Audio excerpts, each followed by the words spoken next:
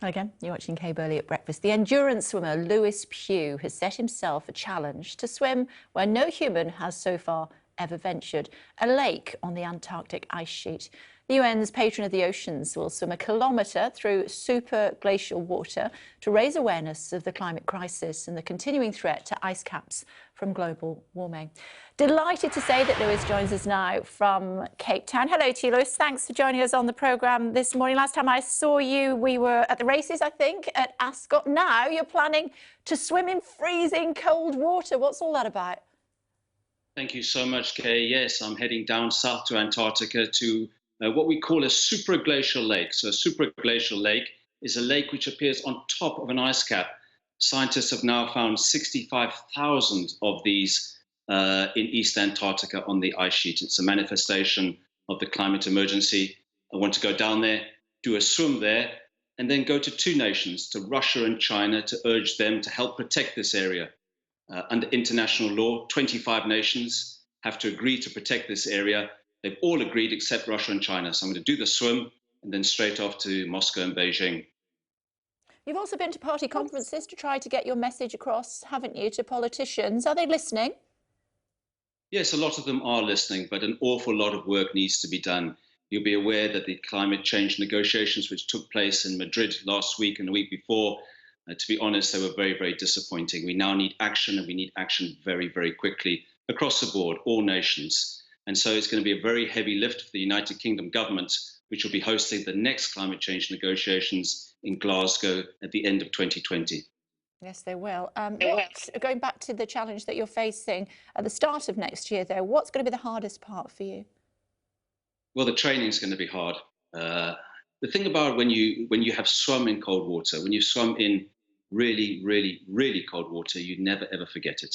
It stays in your memory. I did a swim in the Arctic a few years back, and I still will not forget that.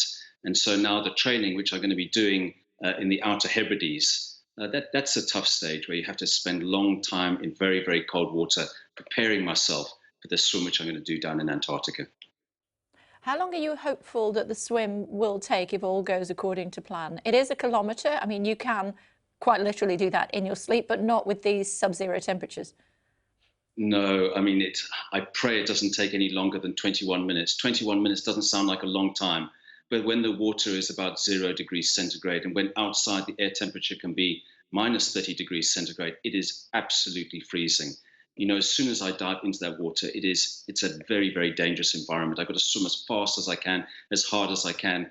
21 minutes is a long time in those conditions.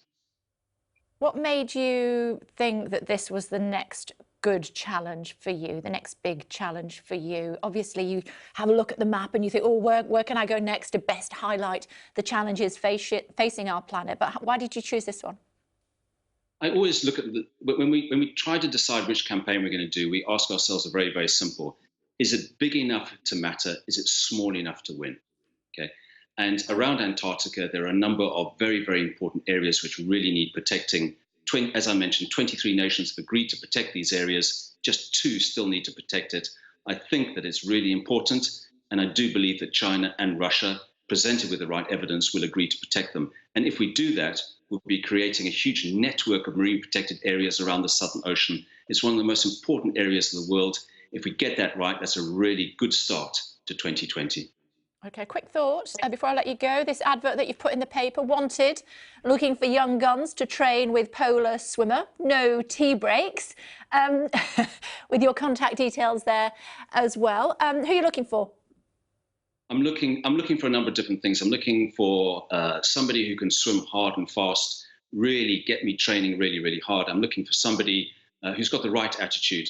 The water in the Outer Hebrides, in the sea, will be about 5 degrees. In the lochs, will be about 0 degrees. But lastly, most importantly, somebody who's passionate about protecting the environment and can help me get in the right condition to do the swim in Antarctica and then get to Moscow and to Beijing. Okay, it's good to talk to you. Good luck. Hopefully we'll speak to you again before you take on the challenge. But for now, thank you very much indeed for joining us. Fingers crossed. Thank you so much, Kay. Thank you, Lewis.